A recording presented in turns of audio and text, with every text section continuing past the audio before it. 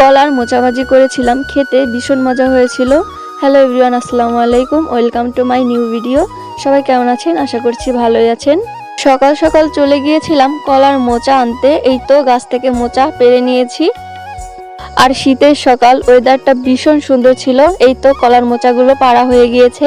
এখন আমরা বাসায় চলে যাচ্ছি। এই তো বাসায় চলে এসেছি। এখন এগুলা পরিষ্কার করার পালা। মোচাগুলোকে খুব ভালোভাবে ছিলে নিচ্ছিলাম।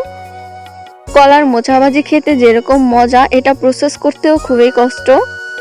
কলার মোচা থেকে উপরের বাকলাগুলো সব ফেলে দিচ্ছিলাম, আর কলার মোচার মধ্যে যে ফুলগুলো আছে ওগুলাই আমাদের লাগবে, ওগুলা নিয়ে নিচ্ছিলাম। খুব ভালোভাবে ছিলে নিয়েছি। এখন দেখিয়ে দিব কিভাবে পরিষ্কার করে নিয়েছিলাম।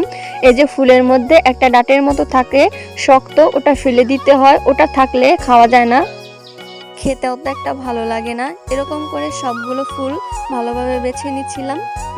এই কাজটা খুব ধীরে ধীরে করতে হবে, তার কারণ হচ্ছে এই ডাঁটগুলা যদি ফুলের ভিতরে থেকে যায় তাহলে এগুলা সিদ্ধ হবে না, আর খেতেও ভালো লাগবে না। এই তো যেগুলা নরম ফুল সেগুলার মাথা ধরে এরকম টান দিলেই হয়ে যায়। এই তো বাছা শেষ। এখন এগুলাকে কুচি কুচি করে কেটে নিচ্ছিলাম। পানির মধ্যে ভিজাতে হবে, নয়তো এগুলা কালো হয়ে যাবে। কুচি করে সাথে সাথে পানির মধ্যে ভিজিয়ে রাখতে হবে। এই তো সবগুলো কুচি করা হয়ে গিয়েছে।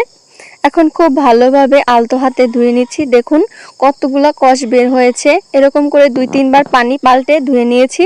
এখন এটাকে ভাপ দিয়ে নিতে হবে, তার জন্য চুলায় দিয়ে দিয়েছি। রান্নাটা কিন্তু করব মাটির চুলায়, যেহেতু আমরা গ্রামের মানুষ, সবাই মাটির চুলায় বেশিরভাগ রান্না করে।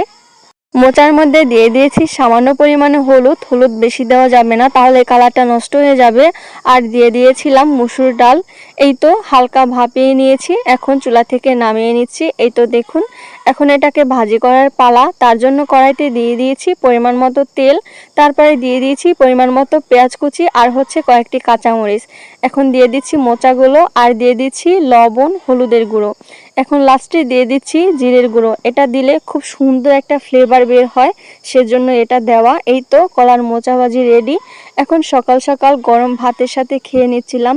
উফ, খেতে যে কি মজা লেগেছে তা বলে প্রকাশ করার মতো না। ভিডিওটি কেমন লেগেছে অবশ্যই কমেন্ট করে বলে যাবেন। ধন্যবাদ।